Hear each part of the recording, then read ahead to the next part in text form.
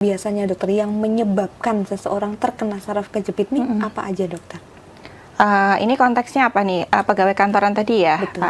Kalau penyebabnya ya tadi seperti di awal ada postur tubuh yang nggak ergonomis ya. Kalau kita kerja itu kan memang harusnya ergonomis. Jadi kayak jarak antara wajah atau mata ke laptop atau PC itu harus jajar gitu. Jadi kita nggak terlalu menunduk atau dangak gini gitu.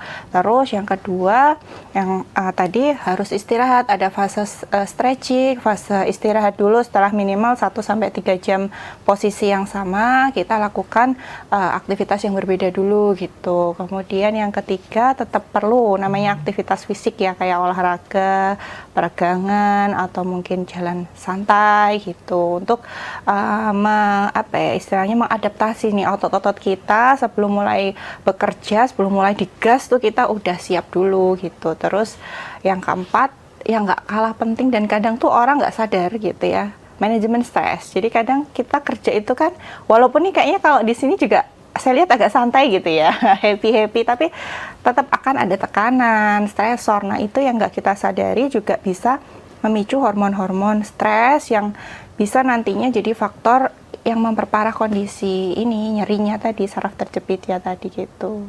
Baik dok, jadi stres ini juga berpengaruh juga ya dok ke saraf mungkin nggak berpengaruh langsung ya, cuman dia bisa memperberat karena tadi faktor stres, dari stres itu akan keluar hormon-hormon stres seperti kortisol, adrenalin, yang mana hormon ini nanti bisa meningkatkan sensitivitas si saraf tadi untuk meningkatkan nih ambang nyerinya, jadi lebih peka terhadap nyeri, jadi terasa lebih berat atau menerus.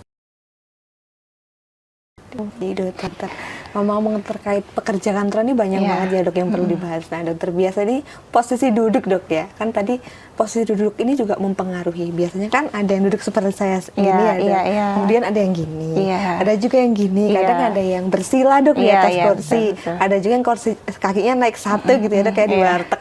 Nah, seberapa besar nih dokter pengaruh posisi duduk terhadap saraf kejepit ini dokter?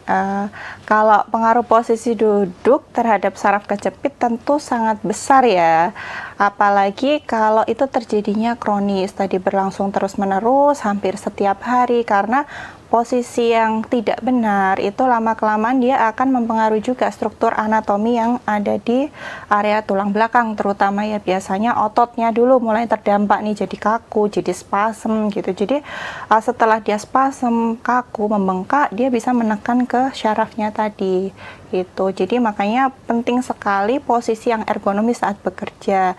Kalau bisa kursinya sebaiknya memang ada sandarannya, jadi kaki kita tidak menggantung di lantai gitu, atau jangan menyilangkan kaki seperti ini terlalu lama, itu juga tidak baik gitu. Mungkin untuk fase relaksasi nggak apa-apa, tapi tidak untuk jangka panjang.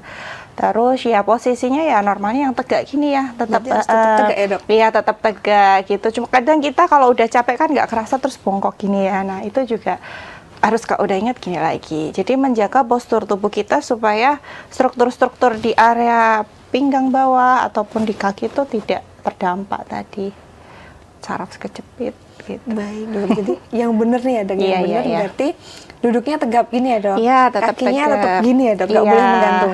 Cuman ya nggak terus kaku ya, maksudnya relax aja. Makanya kan kursinya harus ada sandarannya, jadi kita kan bisa ke belakang sambil bersandar gini, lebih relax gitu. Baik. Download Tribun X sekarang, menghadirkan lokal menjadi Indonesia.